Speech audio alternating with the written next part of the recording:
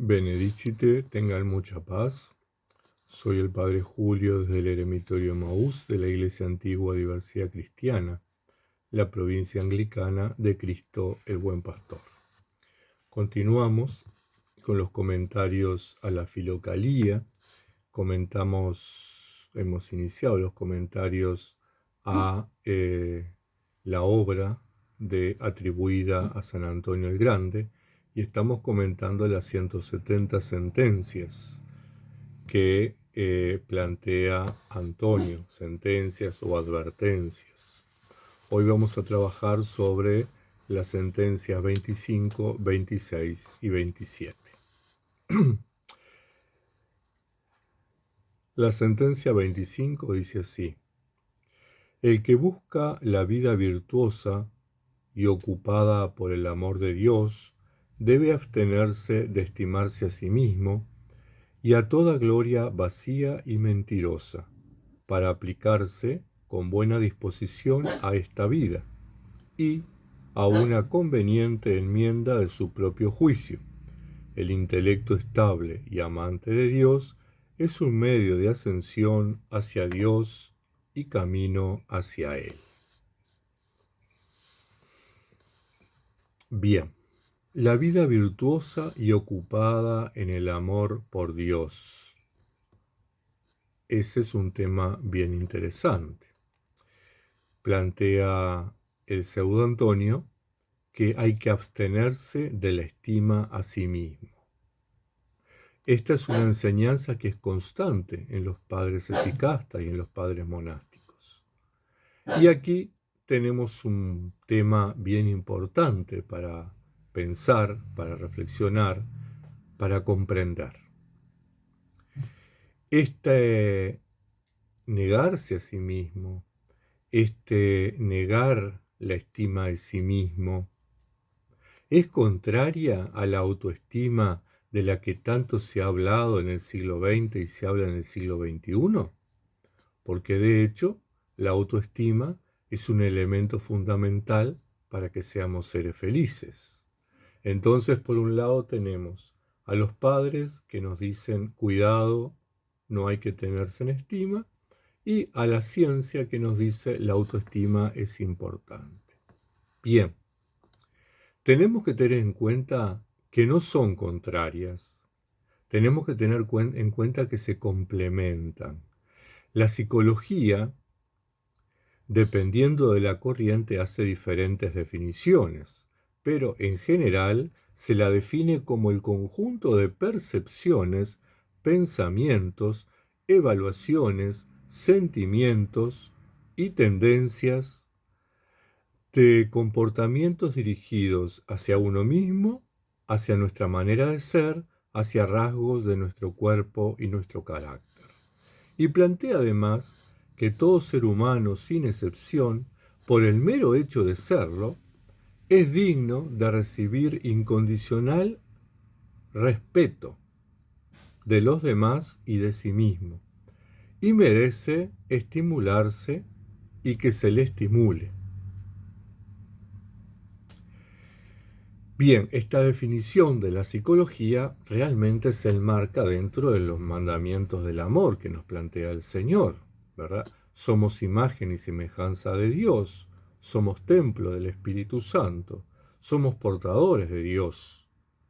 Jesús dice, el Padre y yo iremos y viviremos en Él. Y Jesús también dice, el reino de Dios está dentro de ustedes. Por lo tanto, es importante tener en cuenta que todos necesitamos ser respetados, todos necesitamos ser reconocidos en nuestra dignidad humana. Todos debemos querernos, porque si no nos queremos a nosotros mismos, difícilmente vamos a querer a los demás, porque ¿cómo puedo aprender a amar si no me amo? ¿Verdad? ¿Cómo puedo amar a Dios si no amo a los hermanos?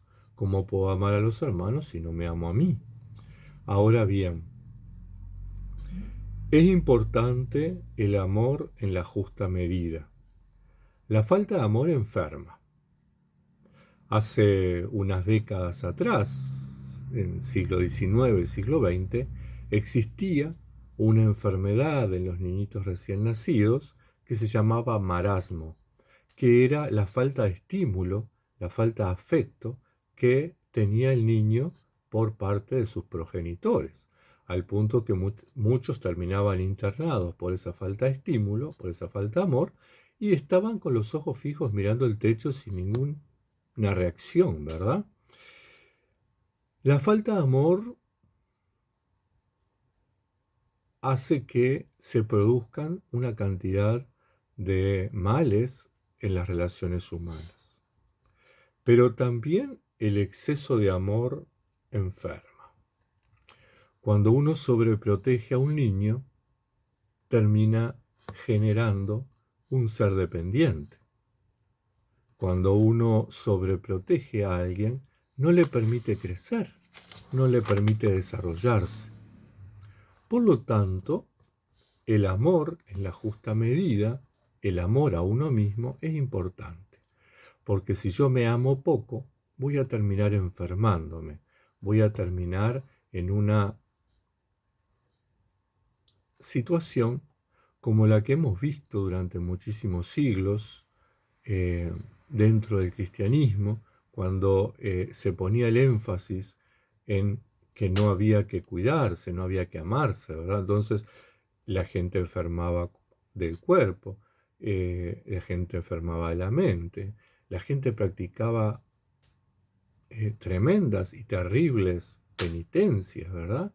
Flagelos, cilicios, porque no había que amarse. Jesús nos plantea lo contrario, ¿verdad? Todo momento Jesús nos dignifica. Entonces es importante también conocerse a sí mismo, saber cuáles son las fortalezas que uno tiene, saber cuáles son las debilidades que uno tiene, y de esa forma poder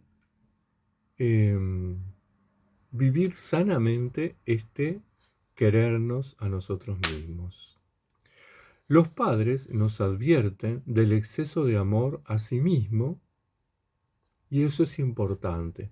Los padres no nos advierten de que no debemos amarnos, no nos advierten que no debemos estimarnos, nos advierten del exceso de estima, ¿verdad? Porque conduce al orgullo, a la soberbia y a la vanagloria, al desprecio de los otros. El instrumento para medir nuestra autoestima, nuestra capacidad sana de autoestima, es la humildad. Para ello es necesario conocerse a sí mismo. San Benito en la regla, San Basilio en la regla, los padres de los apotegmas han escrito muchísimo sobre el tema de la humildad. La humildad es la regla, el instrumento que nos permite medir la estima a sí mismo. Pero es necesario aceptarse a sí mismo, hacer uso de la resiliencia, lo que la psicología llama la resiliencia, que todo ser humano tiene, que es esa capacidad de transformar nuestras debilidades en fortalezas y nuestros y nuestras amenazas en oportunidades. Bueno, tenemos los amigos acá que se están peleando seguramente por quién se sube al sillón más cerca de la estufa. Entonces, si nosotros hacemos uso de la resiliencia, vamos a estar transformándonos, vamos a estar de alguna manera superándonos a nosotros mismos, que es lo que nos enseñan los padres, ¿verdad? Reconocernos para superarnos, para ser mejores personas, mejores monjes. Tenemos que reconocernos como hijos e hijas de Dios. Tanto amó Dios al mundo que envió a su Hijo, dice Pablo. Ahora bien, Juan es el que dice, tanto amó Dios al mundo que envió a su Hijo al mundo. Es importante que si Dios nos amó tanto, entonces algo valemos, algo somos. Somos importantes para Dios. Por lo tanto, no podemos entrar en ese concepto erróneo que se manejó durante muchos siglos en el cristianismo, donde no somos nada, donde somos una porquería, donde el cuerpo, la materia nos condena. Y no, si Dios se encarnó, Dios se hizo humano, Dios asumió la materia, entonces no es tan mala. De hecho, la divinizó. Gracias a que Dios se encarnó, nos permite que nosotros seamos divinizados. Y otro texto de la Biblia que hace que nos reconozcamos como hijos amados de Dios y que nos ayuda a repensar este concepto equivocado que hemos marcado durante tantos siglos, es la parábola del Padre Bueno de Lucas 15, ¿verdad? Ese abrazo que da el Padre al Hijo que retorna a la casa. Dios nos ama como somos y nos invita a amarnos, nos invita a respetarnos, nos invita a cuidarnos. Reconocer que todo ser humano tiene cosas buenas. Reconocer que todos nosotros tenemos cosas buenas y somos buenos y hacemos cosas buenas es producto de la gracia de Dios. Esto es bien importante. La diferencia entre la vanagloria y la humildad, entre el orgullo, la soberbia y la humildad. Reconocer que todo lo bueno que hay en nosotros es producto de la gracia de Dios y que no lo recibimos por mérito nuestro, lo recibimos por puro amor misericordioso de Dios. Entonces es bueno conocernos y reconocer aquellas cosas buenas que tenemos. Es bueno querernos, porque si nos queremos nos cuidamos. Nos cuidamos en el cuerpo, en la psiquis, en el espíritu. El mejor ejemplo de autoestima lo encontramos en Jesucristo. Él dice: ustedes me dicen Maestro y Señor, y tienen razón, porque lo soy. Pero yo, que soy el Maestro y el Señor, miren lo que hago. Me pongo a servir. Saber quiénes somos y conocer quiénes somos, conocer que estamos para servir y para poner nuestras capacidades al servicio de los demás, es fundamental. De hecho, ese es el concepto evangélico. Entonces, a la vida virtuosa se llega con un intelecto estable y amante de Dios. Recordemos que para los padres hesicastas el intelecto es la facultad humana suprema, superior, y el órgano de la contemplación que percibe intuitivamente la verdad divina y por lo tanto es el medio que nos permite avanzar en el conocimiento espiritual y en los niveles superiores de la contemplación. Entonces, en esta primera enseñanza del día de hoy que nos plantea el pseudo Antonio, la número 25, tenemos que tener en cuenta que abstenerse de la estima a sí mismo no implica socavar el amor que sentimos hacia nosotros, sino ubicarnos en ese sano amor, en ese sano respeto, en ese sano cuidado hacia nosotros. Y por otro lado, por otra parte, en la misma advertencia, en la misma sentencia, nos plantea que debemos mantener el intelecto en la presencia de Dios, porque es el camino que nos lleva a superarnos como personas, a superar nuestra experiencia de fe y a alcanzar niveles superiores de contemplación. La sentencia número 26 dice así: no trae ninguna ventaja el aprendizaje de los tratados si el alma no conoce una vida aceptable y grata a Dios. Causa de todos los males son la divagación, el engaño y la ignorancia. A simple vista pareciera que pone en contraposición el saber académico, el saber científico y tecnológico que manejamos en nuestro siglo XXI, en aquel tiempo todavía no, y contra, lo que es la vida de fe, contra lo que es la vida de Dios. Pero tenemos que tener en cuenta que, como todo en la vida, tenemos que los excesos son malos. Por lo tanto,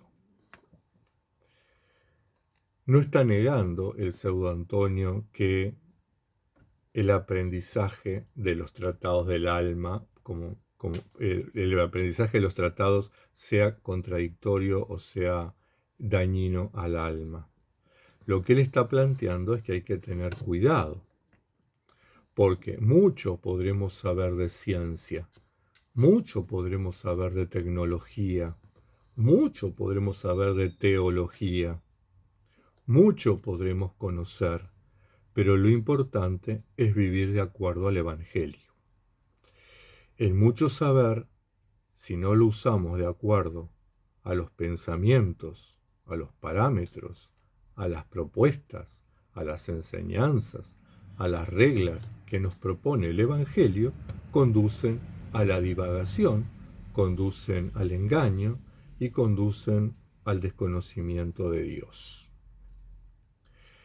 Esto no quiere decir que despreciemos el conocimiento científico y tecnológico, sino que lo pongamos al servicio del reino, llevando una vida agradable a Dios, es decir, una vida de acuerdo al Evangelio.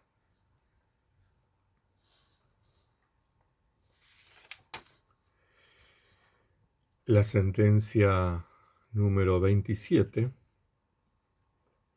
dice así: la meditación sobre la vida perfecta y el cuidado del alma hace a los hombres buenos y amantes de Dios, puesto que el que busca a Dios lo encuentra, vence en todo a la concupiscencia y no se aparta nunca de la plegaria, tales hombres no temen a los demonios.